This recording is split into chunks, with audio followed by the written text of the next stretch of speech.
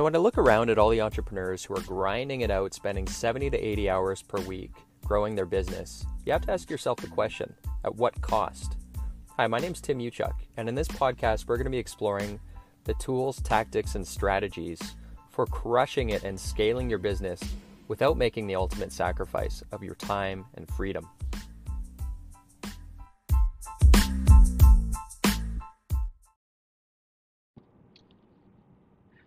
Hey everyone, Tim Uchuk here, and as per usual, I am out on a quick errand on what is now a start of the week. It is the day before New Year's Eve, and I wanted to share with you, we had an interesting marketing call this morning because we're planning just to hit the ground running on the marketing side of our business. There's a number of areas that we want to tune up over the next quarter so that we can, again, hit the ground running and really upgrade in every possible area our marketing efforts. And I'm going to define marketing versus sales because a lot of people get this kind of confused. So I want to define that. And then I want to share with you how I think about marketing in a way that I think will help you to be just more strategic in terms of how to focus your efforts in a meaningful way when it comes to improving this part of your business. Okay, so first off, let's start with a definition in terms of marketing. And I think of it in terms of the analogy of picture a putting green, right? You're golfing, you're on a putting green. And that golf ball, in relation to where the hole is, the golf hole, marketing moves that ball closer. So when you have marketing and it's done really well, that putt, which is the sail, closing it, right? Putting that ball into the hole should be as close as possible. So when you've got a strong marketing system in place, the sail is like a tap-in putt. In the absence of marketing, you've got a really long 30, 40-foot putt to make. And so what does marketing do? It really makes that conversion, which is the putt into the hole, much easier. How do we do that? Well, I want to talk to you about the 5 areas within your marketing that really contribute to moving someone, right, a prospect, somebody who you'd like to turn into a customer eventually. You want to move them through essentially 2 dimensions. Dimension number 1 is know you, like you, trust you. So if they don't know who you are, well, chances are you won't be able to sell them anything. If they don't like you, and they don't trust you, right? All things being considered equal, people do business with those who they like. So first of all, you need to be on their radar. So knowing you, liking you, because they associate you with value, and do they trust you? Have you earned their trust? So know you, like you, trust you is dimension number 1 in terms of how you move that golf ball closer to the hole for tap-in putts, right? So sales is making that putt. Marketing is moving that golf ball closer to the hole. Know you, like you, trust you. The second part that your marketing should be doing for you is moving people through the phases of awareness, which are problem aware, through to solutions aware, through to product aware. So if you think in terms of when you're buying a product, you won't even start looking for a product unless you're aware that you have a problem. Right? If you think about the infomercials, the famous infomercials out there, they really dramatize problems that oftentimes don't exist. Like think about the Snuggie, where you're on your couch and you just can't figure out your blanket situation. It's such a ludicrous scenario, but when they're demonstrating it through the infomercial, they exaggerate the pain. Remember, you open the fridge or you open the cupboard and everything just falls onto you. They're really pouring salt on the wound in terms of making you problem aware. So that's the first goal of marketing, is to educate people and make them aware. Not only do you have a problem, but here's the cost. So you make them aware. Once they're aware of the problem, now they need to know that there's a solution. So that's making them solution aware. And then, oh, by the way, we happen to have a product. So product aware is kind of that third stage through that dimension of problem aware, solutions aware, and then product aware. And so marketing has to do that to acquire customers and leads and so on and nurture them. It's really just making them problem aware, solution aware, product aware, and all these, and then know you, like you, trust you, right? So those two dimensions all serve to move the golf ball closer to the hole so that your sales side of your business, it's more like a tap in putt. When this stuff is really humming and it's working really well, when your sales guys pick up the phone, it's like people are already preconditioned to want to do business with you. That is what it looks like when the marketing is done and done well. So getting back to the conversation we had this morning, so we're really identifying where we want to focus our energy and efforts over the next quarter for all of our businesses, which can be really, really complicated if you don't have a way of thinking about this stuff. Because again, truck body manufacturing business, couple service businesses, compressor, HVAC. We're launching another one, and there would be so many moving parts for me at least, and I'm sure for you if you don't have a framework. And so the framework, once you understand this, it's going to be much easier in terms of how to think about your activities when it comes to marketing in your business. And again, marketing is moving that golf ball closer to the hole.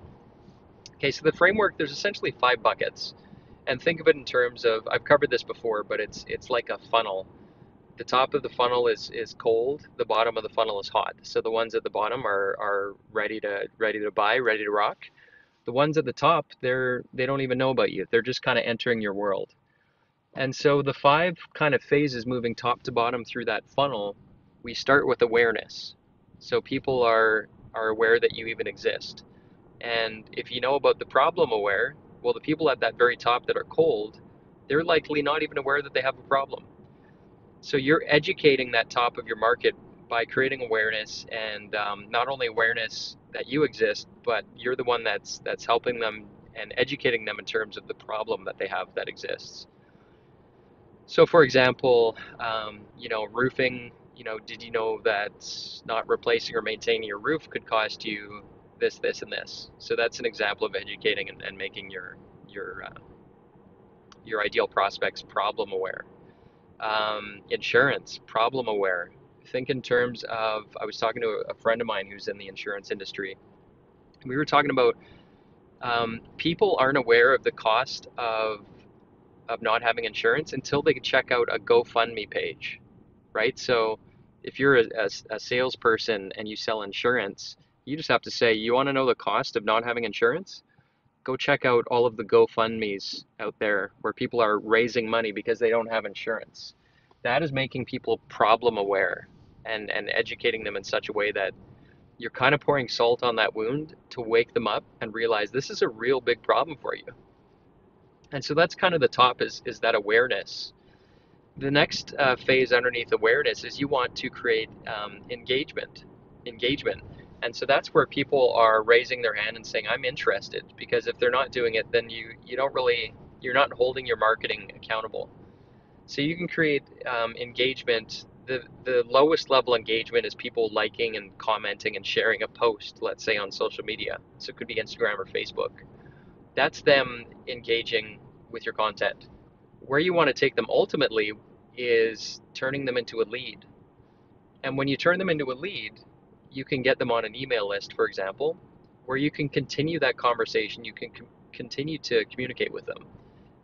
Or when they follow you on social media, on Facebook, so they're liking your page, they're following you on Instagram.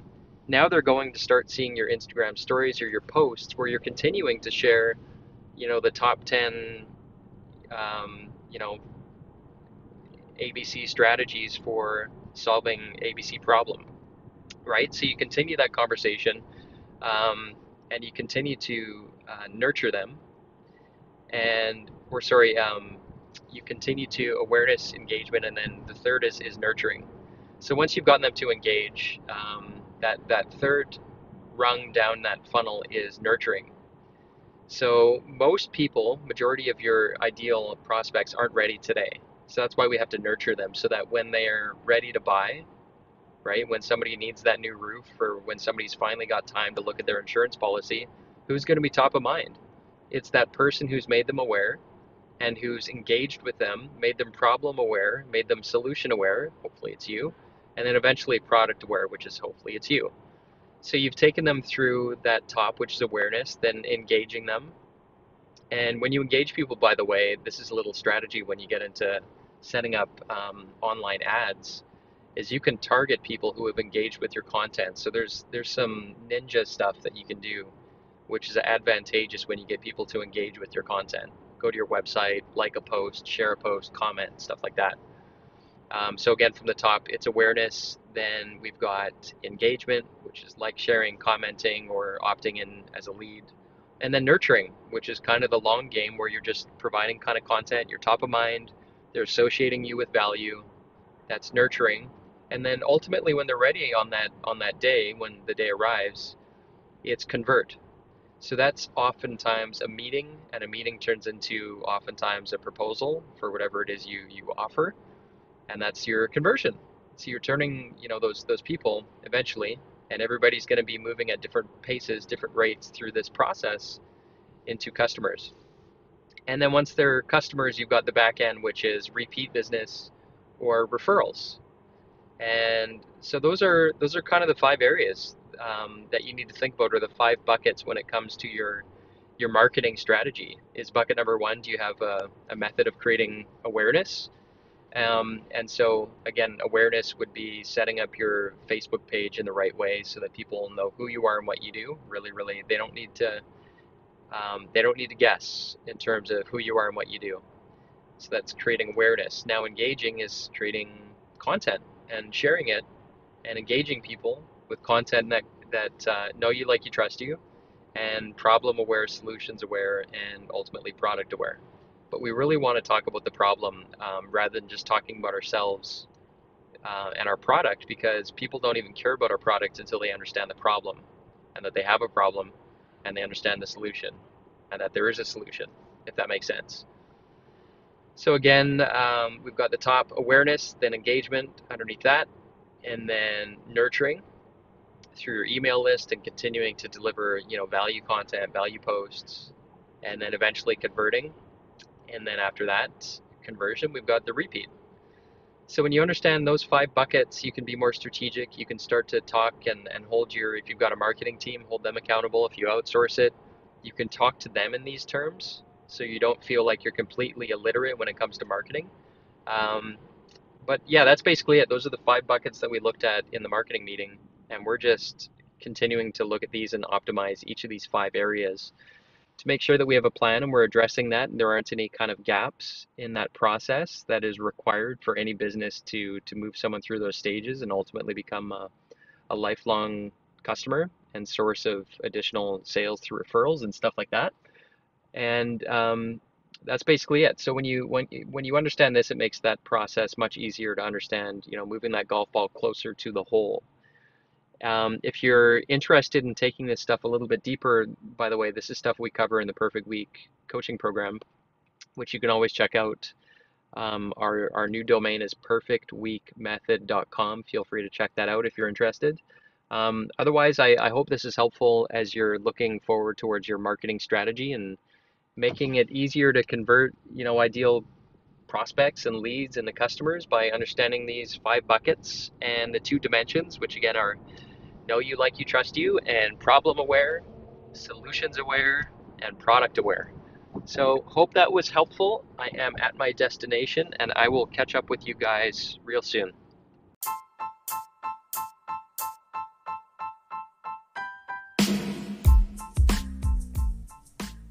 Hey, Tim Uchuk here, and real quick, if you enjoyed this podcast episode, if you could take a couple quick seconds to give it a rating, it would be very much appreciated.